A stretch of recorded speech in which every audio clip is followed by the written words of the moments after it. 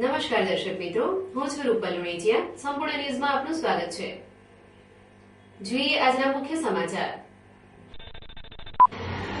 પક્ષ વિરોધી પ્રવૃત્તિ કરવા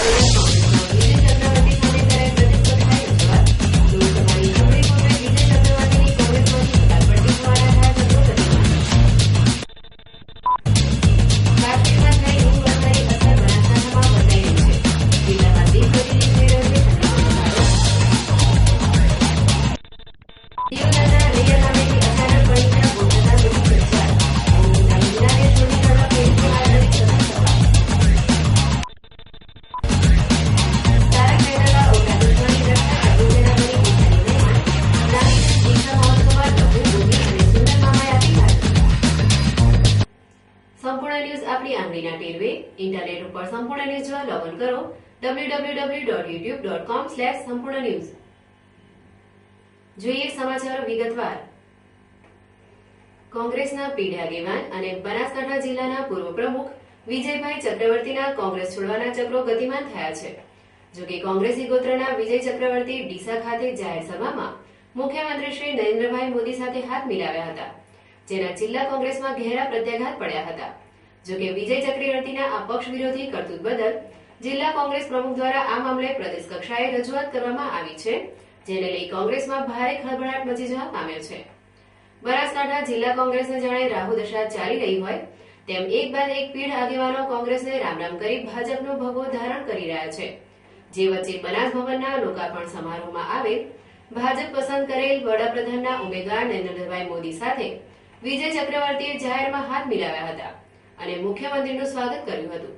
જોકે પીઢ કોંગ્રેસી આગેવાન વિજય ચક્રવર્તીએ પક્ષ વિરોધી પ્રવૃત્તિ કરતા કોંગ્રેસે વિજય ચક્રવર્તી સાથે શિસ્તભંગના પગલાં ભરવા પ્રદેશ કક્ષાએ રજૂઆત કરવામાં આવી હોવાનું જિલ્લા કોંગ્રેસ પ્રમુખ જાકીરભાઈ ચૌહાણે જણાવ્યું છે. સાહેબની સભામાં વિજય ચક્રવર્તી જોવા મળ્યા હતા, જે આજે હાજર નથી. શું વિજયભાઈ ચક્રવર્તીને અમે બોલાયા છે, એમને વાત પણ કરી છે કે ભાઈ હું સહકારી ક્ષેત્રના અંદર હતો અને ગયો છે, છતાંય પણ અમે પ્રદેશ સમિતિના અંદર આ માટેની અમે બધી રજૂઆત થઈ છે. પ્રદેશ સમિતિવાળા પાસે એ લોકો જશે. જોકે લોકસભાની ચૂંટણી લડી લેવા કોંગ્રેસ સંગઠન ઉપર ભાર મૂકી રહી છે, તો બીજી બાજુ કોંગ્રેસી આગેવાનો જ જાહેરમાં ભાજપ સાથે હાથ મિલાવી રહ્યા છે.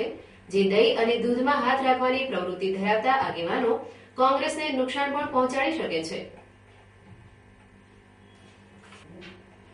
પાલનપુર ખાતે રેલવે સ્ટેશન નજીક ફૂડ કોર્પોરેશન ઓફ ઇન્ડિયા એટલે કે FCI નો ચોખાનો જથ્થો ઉતારવામાં આવ્યો હતો, જ્યાં મંગળવારે બપોરના સુમારે એકાએક આગ લાગતા ભારે અફડાતફડી મચી જવા પામી હતી અને FCI નો સ્ટાફ તેમજ આજુબાજુથી દોડી આવેલા લોકોએ બચાવ કામગીરી હાથ ધરી હતી.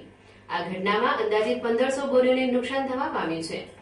પાલનપુર સ્થિત ભારતીય ખાદ્ય નિગમનો ચોખાનો જથ્થો રેલવે સ્ટેશને ઉતારવામાં આવ્યો હતો, જ્યાં મંગળવારે બપોરના સુમારે બોરીઓમાં અચાનક જ આગ ભભૂકી ઉઠી હતી, જેની જાણ થતા FCIના સ્ટાફના જવાનો તેમજ આજુબાજુમાં રહેતા પ્રજાજનો દોડી આવ્યા હતા, જેમણે યેન કેન પ્રકારે આગ ઉપર કાબુ મેળવ્યો હતો. જોકે આ ઘટનાક્રમ વચ્ચે અંદાજિત 1500 જેટલી બોરીઓના કંતાન બળી ગયા હતા અને ચોખાનો જથ્થો વેરવિખેર થઈ ગયો હતો, જેને તંત્ર દ્વારા નવી બોરીઓમાં ભરવા માટેની કામગીરી શરૂ કરી દેવામાં આવી છે. જિલ્લામાં શિયાળાની ધીમી શરૂઆત વચ્ચે નવેમ્બરનું પ્રથમ પખવાડિયું વીત્યું હોવા છતાં શિયાળાની ઋતુનો અસલી મિજાજ દ્રષ્ટિગોચર થયો નથી. મોડી રાતથી વહેલી પરોઢ સુધી અનુભવાતી ફૂલ ગુલાબી ઠંડીનું સ્થાન મધ્યમ ઠંડીએ લેતા જનજીવન ઉપર અસરો વર્તાઈ રહી છે. જોકે ઉષ્ણતામાનનો પારો ધીમે ધીમે ગગડતો જતા સાહજિક ઠંડીનો માહોલ વર્તાઈ રહ્યો છે. તેમ છતાં ઠંડીનું પ્રમાણ જોઈએ તેવું જામ્યું નથી. ત્યારે બીજી તરફ નવેમ્બરના દ્વિતીય પખવાડિયામાં થોડે ઘણે અંશે શીતળ ઋતુનું જોર વધવાની શક્યતા હવામાન વિભાગ દ્વારા વ્યક્ત કરાઈ રહી છે. આ અંગેની મળતી પ્રાપ્ત માહિતી અનુસાર પંથકમાં શીતળ ઋતુના ધીમા પગરણથી શિયાળો માહોલ જોઈએ એટલો જામ્યો નથી. છેલ્લા કેટલાય દિવસોથી મોડી રાતથી માંડીને વહેલી સવાર સુધી અનુભવાતી ફૂલ ગુલાબી ઠંડીનું સ્થાન મધ્યમ ઠંડીએ લેતા જનજીવન ઉપર સહજ અસર વર્તાઈ રહી છે. પ્રત્યેક શિયાળુ સિઝનમાં નવેમ્બરના પ્રથમ પખવાડિયામાં ફૂલ ગુલાબી ઠંડી અનુભવતા રહીશોને ગરમ ઉષ્ણતા પ્રેરક વસ્ત્રો, ઉષ્ણ ખાદ્ય વ્યંજનો ઉપરાંત શીતળ ઋતુના પ્રકોપથી બચવા રહેણાંકોમાં પુરાઈ રહેવા સહિત સ્થિતિ સંપન્ન પરિવારોને હીટર સહિતના ઉષ્મા પ્રેરક ઇલેક્ટ્રિક ઉપકરણોનો સહારો લેવાની ફરજ પડે છે.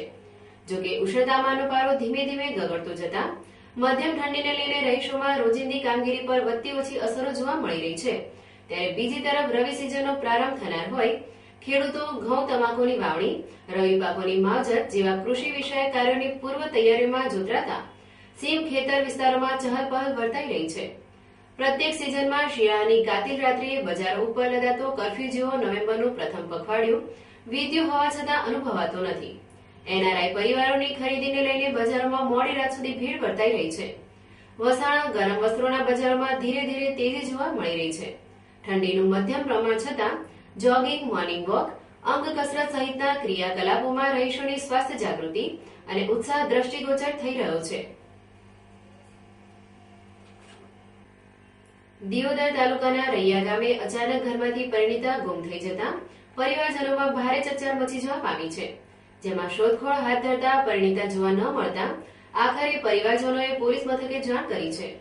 જાણવા મળતી માહિતી મુજબ દિયોદર તાલુકાના રૈયા ગામે રહેતા હરખાભાઈ પૂજાભાઈ દેવી પૂજક જે ગઈકાલે સવારે મજૂરી અર્થે બહાર ગયા હતા ત્યારે તેમની પત્ની જોશનાબેન ઘરે એકલા હતા ત્યારે હરખાભાઈના પિતા ઘરે આવીને બેઠા હતા ત્યારે દીકરાની પત્ની જોશના જોવા ન મળતા પિતાએ તેના દીકરાને જાણ કરી હતી.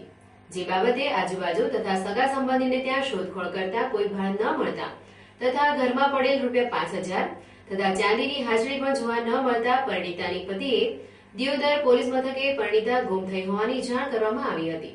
જે બાબતે દિયોદર પોલીસે શોધખોળ હાથ ધરી છે.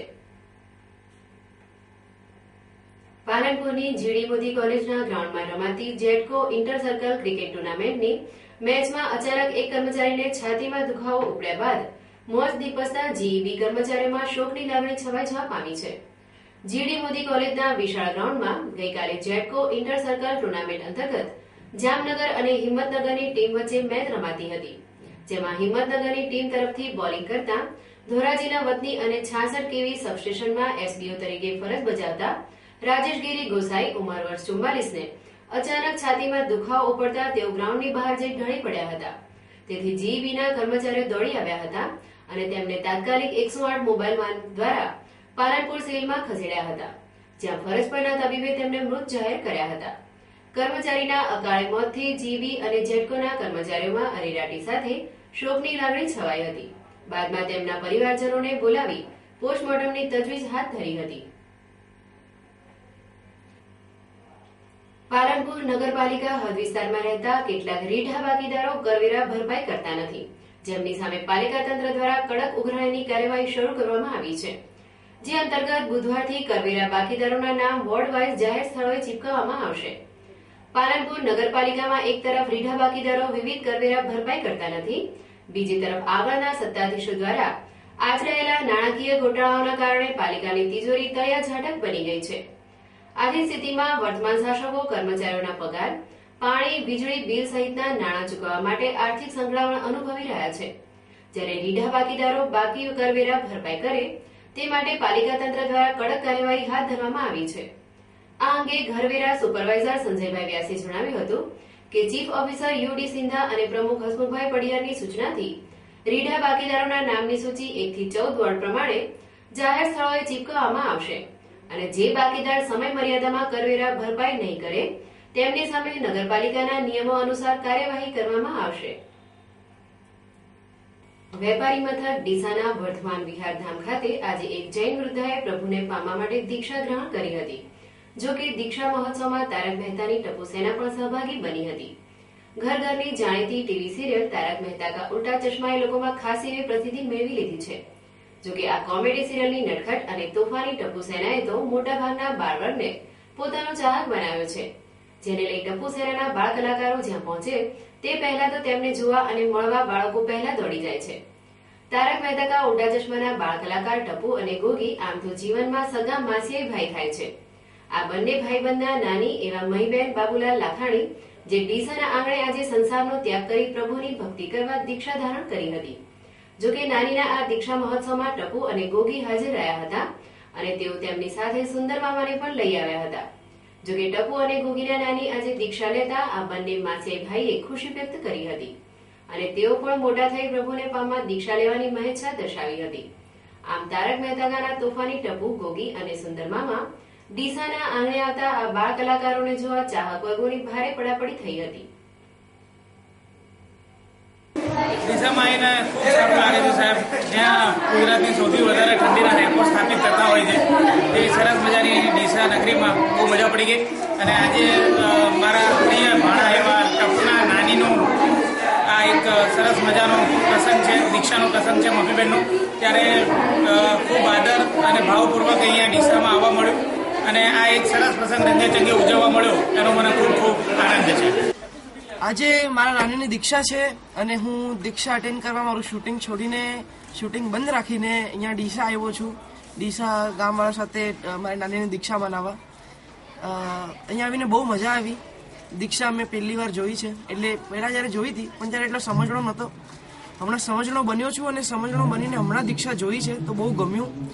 પણ નાની દીક્ષા લે છે એ નથી ગમતું, કેમ કે દિલ ખેંચે કે વાહ બહુ સરસ વાત છે, પણ આંખો કહે છે કે આવું ના ચાલે. નાની તમારી સાથે બીજા કોણ કોણ કલાકારો છે? અમારી સાથે ગોગી છે અને સુંદર મામા આજે આવ્યા હતા.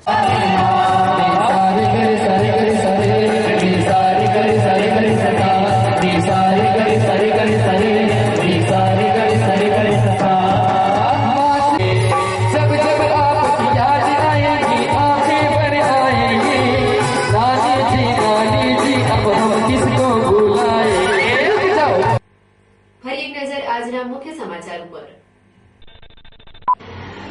પક્ષ વિરોધી પ્રવૃત્તિ કરવા કોંગ્રેસના વિજય ચક્રવર્તી સામે કરાઈ પ્રતિસ્પર્ધાની રજૂઆત. લોકસભાની ચૂંટણી પૂર્વે વિજય ચક્રવર્તીની કોંગ્રેસમાંથી હકાલપટ્ટી થવાના થયા સંશોધનો. કાશ્મીરમાં થઈ હિમવર્ષાની અસર બનાસકાંઠામાં વર્તાઈ રહી છે. જિલ્લામાં દિનપ્રતિદિન થઈ રહ્યો છે ઠંડીનો પારો. દિયોદરના રૈયા ગામેથી અચાનક પરીક્ષા બોલતા વધુ પ્રચાર.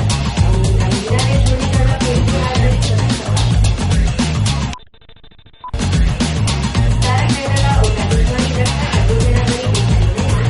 નાનીને દીક્ષા મહોત્સવમાં ટપુ, ગોગી અને સુંદર મામાએ આપી હાજરી. આ હતા અત્યાર સુધીના સમાચાર.